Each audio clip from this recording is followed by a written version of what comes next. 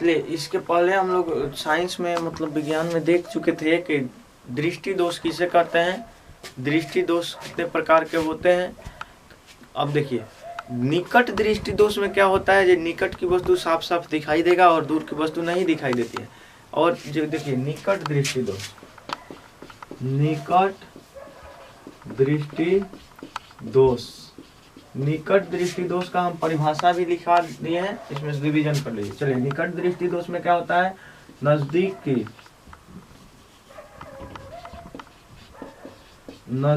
की वस्तु क्या दिखाई देगी, दिखाई देगी, और दूर क्या होगा, नहीं दिखाई देगा। और दूर दृष्टि दोष में क्या होता है, दूर दृष्टि दोष में भाई मेरे नजदीक की वस्तु नहीं दिखाई देती है और दूर की वस्तु क्या होती है, दिखाई देती है। और जरा दृष्टि दोष में,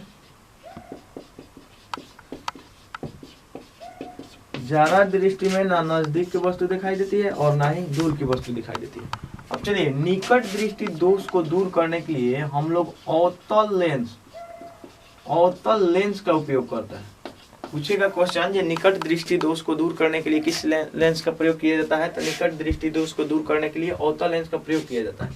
लेकिन दूर दृष्टि दोष का निवारण करने के लिए किस लेंस का प्रयोग किया जाता है, तो दूर दृष्टि दोष को निवारण करने के लिए हम लोग उत्तल लेंस का प्रयोग करते हैं। किस लेंस का, उत्तल लेंस का प्रयोग करते हैं। चलिए, और जरा दृष्टि दोष में अवतोतल लेंस का प्रयोग करते हैं। अवतोतल लेंस का प्रयोग करते हैं, यानी अवतोतल लेंस, अवतल और उत्तल लेंस दोनों। ठीक है, चलिए, इतना हम इसके पहले वाले वीडियो में बता चुके हैं। आगे हम लोग को पढ़ना है जो अब दर्पण क्या होता है। देखिए, किसी भी अगर वस्तु का प्रतिबिंब बनता है तो वह क्या होता है, दर्पण होता है। उसी को हम लोग क्या कहते हैं, आईना कहते हैं। देखिए, दर्पण जो होता है मुख्य रूप से क्या होता है, दो प्रकार का होता है। एक होता है समतल दर्पण, एक होता है गोलीय दर्पण। गोलीय दर्पण का दो भाग होता है, एक होता है उत्तल और एक होता है अवतल। तो एग्जाम में ये सब देखिए कहेगा जो वस्तु से छोटा प्रतिबिंब कौन बनाता है, तो वस्तु से छोटा प्रतिबिंब उत्तल दर्पण बनाता है। वस्तु से बड़ा प्रतिबिंब कौन बनाता है, तो वस्तु से बड़ा प्रतिबिंब अवतल दर्पण बनाता है। दर्पण हम लोग देख रहे हैं, क्या दर्पण, तो दर्पण वह होता है जिसमें किसी वस्तु का क्या बने, प्रतिबिंब बने। दर्पण कितने प्रकार के मुख्य रूप से होते हैं, तो दो प्रकार के मुख्य रूप से होते हैं। एक होता है समतल दर्पण और दूसरा होता है गोलीय दर्पण। गोलीय दर्पण के कई गो भाग, तो गोलीय दर्पण के दो गो भाग। पहला होता है उत्तल,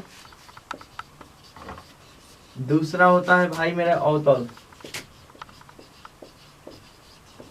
दिक्कत,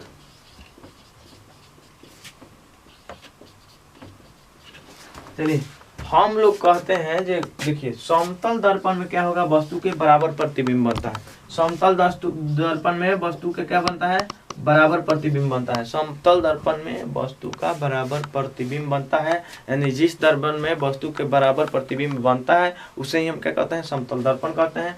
उत्तल दर्पण में वस्तु से छोटा प्रतिबिंब बनता है।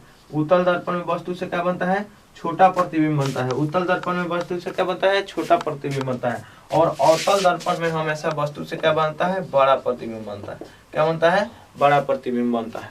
अवतल दर्पण में हमेशा वस्तु से क्या होता है, बड़ा प्रतिबिंब बनता है। चलिए, अब देख लेते हैं जो इसका उपयोग कहाँ होता है। अब इसका उपयोग देखना है हम लोग को कहाँ होता है।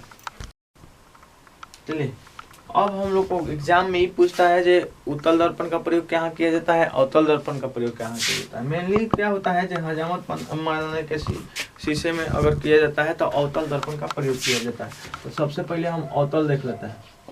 अवतल दर्पण का प्रयोग, तो पहले जो हजामत बनाने में,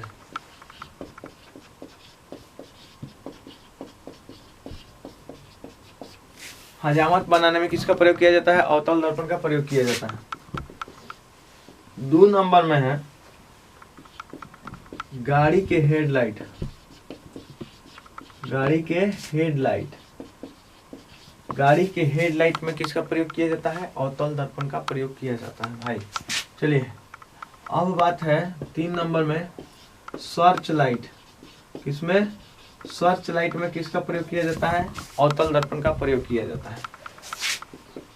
4 नंबर में सोलर प्लेट में या सोलर कुकर में किसका प्रयोग किया जाता है? अवतल दर्पण का प्रयोग किया जाता है। 5 नंबर में आंख का डॉक्टर, कान का डॉक्टर और नाक का डॉक्टर भी अवतल दर्पण का प्रयोग करते हैं। उत्तल दर्पण का प्रयोग हमेशा होता है गाड़ी के बगल वाले शीशे के रूप में, मतलब पीछे की वस्तु देखने के लिए किया जाता है उत्तल दर्पण का उपयोग। उत्तल दर्पण का उपयोग भाई, उत्तल दर्पण का उपयोग गाड़ी के बगल वाले शीशे में किया जाता है। गाड़ी के बगल वाले शीशे के रूप में, शीशे के रूप में। चलिए हम कहते हैं जो अवतल दर्पण का प्रयोग कहाँ किया जाता है? तो अवतल दर्पण का प्रयोग हजामत बनाने के में होता है। हजामत बनाने वाले शीशे में अवतल दर्पण का प्रयोग होता है। गाड़ी के हेडलाइट में भी क्या होता है? अवतल दर्पण का प्रयोग होता है। सर्च लाइट में अवतल दर्पण का प्रयोग होता है। सोलर कुकर कह दीजिए चाहे सोलर प्लेट में किस दर्पण का प्रयोग होता है? तो अवतल दर्पण। आंख नाक कान के क्या होते हैं? डॉक्टर जो होते हैं वो क्या करते हैं? जो अवतल दर्पण का प्रयोग करते हैं, क्योंकि अवतल दर्पण जो होता है वस्तु से क्या बनाता है? बड़ा प्रतिबिंब बनाता है। तो आंख नाक कान के जो डॉक्टर है इसको क्या अवतल दर्पण का प्रयोग करता है। चलिए यहाँ पे उत्तल दर्पण का प्रयोग हमेशा गाड़ी के बगल में के शीशे वाले के रूप में किया जाता है, ताकि पीछे की वस्तु क्या हो? अच्छा तरह से दिख सके। क्योंकि उत्तल दर्पण क्या वस्तु से छोटा प्रतिबिंब बनाता है। जितना छोटा प्रतिबिंब बनाएगा उतना ही दूरी तक बनाएगा। इसलिए गाड़ी के बगल वाले शीशे यानी साइड मिरर के रूप में किसका प्रयोग किया जाता है? उत्तल दर्पण का प्रयोग किया जाता है। चलिए अब हमसे क्या पूछता है? दर्पण सूत्र। हमसे पूछा जाता है दर्पण सूत्र बताइए। दर्पण सूत्र लिखें, तब क्या करेंगे भाई मेरे? तो दर्पण सूत्र बराबर क्या होता है? 1/v प्लस 1/u बराबर 1/f होता है। दर्पण सूत्र 1/v प्लस 1/u बराबर 1/ क्या होता है? f होता है। दर्पण सूत्र बराबर क्या होता है? 1/v प्लस 1/u बराबर 1/ क्या होता है? f होता है। यहाँ v बराबर है प्रतिबिंब की क्या है? दूरी है। v इक्वल टू प्रतिबिंब की दूरी, प्रतिबिंब की दूरी। v बराबर क्या है भाई मेरे? तो v बराबर क्या है? प्रतिबिंब की दूरी। u बराबर वस्तु की दूरी है। u बराबर वस्तु की दूरी, u बराबर वस्तु की दूरी और f है जो फोकस दूरी है। क्या है? फोकस दूरी। f क्या है? फोकस दूरी। f क्या है भाई मेरे? फोकस दूरी। दर्पण सूत्र बराबर क्या होता है? 1/v प्लस 1/u बराबर 1/f। इसमें v बराबर जो है प्रतिबिंब की दूरी, u बराबर वस्तु की दूरी और f बराबर फोकस दूरी है।